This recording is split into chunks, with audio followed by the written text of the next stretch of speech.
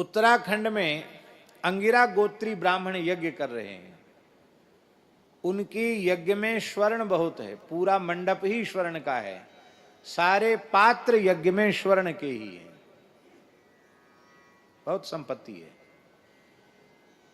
अब वो सदेह स्वर्ग जाने के लिए यज्ञ कर रहे हैं, पर वो लंबे समय से यज्ञ कर रहे हैं, अभी अपने संकल्प की पूर्ति नहीं कर पाए हैं, क्योंकि छठे दिन के मंत्रों में कुछ न कुछ उनसे भूल हो जाती है।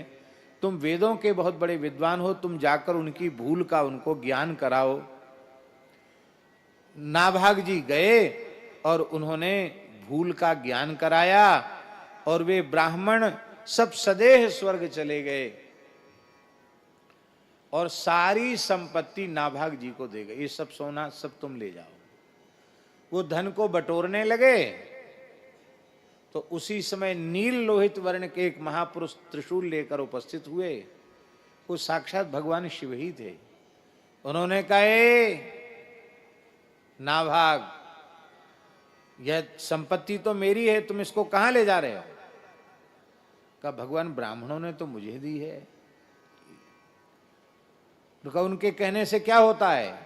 यज्ञ से बचा हुआ अंश मेरा होता है, यही व्यवस्था हुई है पूर्व काल में। एशते रुद्र भागोस्तु यदुच्छिष्टो ध्वरस्य, वही लिखा है, यज्ञ से बचा हुआ रुद्रांश है, मेरा अंश है, तुम्हारा नहीं है। यदि तुम्हें हमारी बात पर विश्वास न हो तो अपने पिताजी से पूछ लो जाकर। उन्होंने कहा, नहीं, हम तो आपकी बात पे विश्वास करते, हमको जरूरत भी नहीं, पिताजी ने कहा था इसलिए हम आए। बोले, नहीं, जाके पूछ के आओ। ये इतने श्रद्धावान नाभाग जी, ये अपने पिता के पास अयोध्या जी में फिर आए और सारी बात बताई।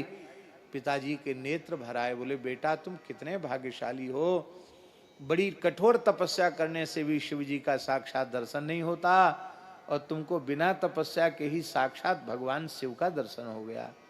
अरे, तुमने उनके चरण नहीं पकड़े? बोले, पिताजी, हम तो पहचान ही नहीं सके।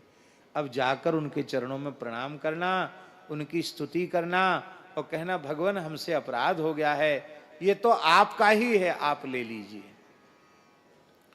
नाभाग जी ने ऐसा ही किया और जैसे ही नाभाग जी महाराज जी वहां आए और भगवान को प्रणाम किया, स्तुति की और कहा, ये सब आपका ही। तो शंकर जी हंसने लगे।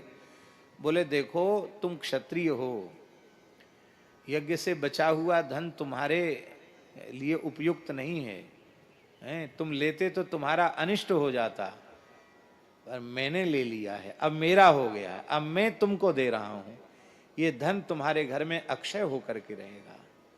और देखो, तुम्हारे भाइयों ने तुम्हारे साथ जो अन्याय किया है ना, वो तो यथास्थिति में रह जाएंगे, पर तुम्हारा पुत्र सप्तद्वीपवती पृथ्वी का एक छत्र सम्राट होगा और महाभागवत होगा, परम भागवत होगा। यही महाभागवत परम भागवत श्री अम्बरीश जी महाराज।